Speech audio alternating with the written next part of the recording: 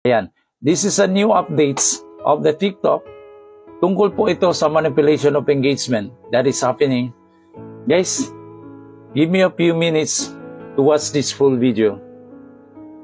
Manipulation of engagement refers to anything that is unnatural and misleading action to be done to inflate likes, share, comment, follows, and views po.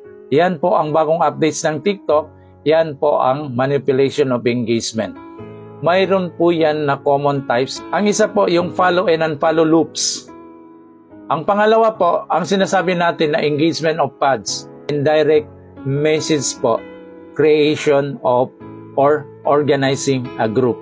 Yan po sa bagong update ng TikTok. Isa din po yan sa manipulation of engagement.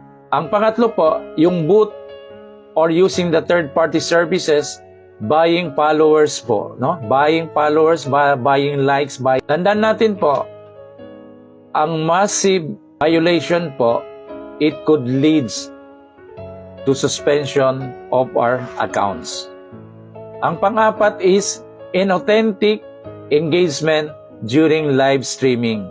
Hindi po pwede natin pilitin ang ating guest papasukin sa ating live.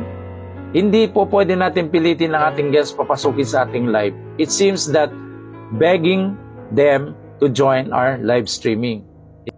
Ang panglima po, yung farming engagement across multiple accounts.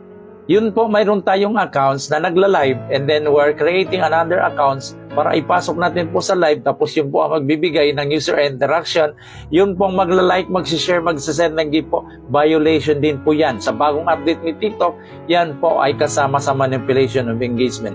Tandaan po natin, ang violation of engagement po, the more number that you create that violation, the higher the possibility that your account leads to be suspended po. Not only suspended, pwede pa pumaban. So tandaan natin guys, no?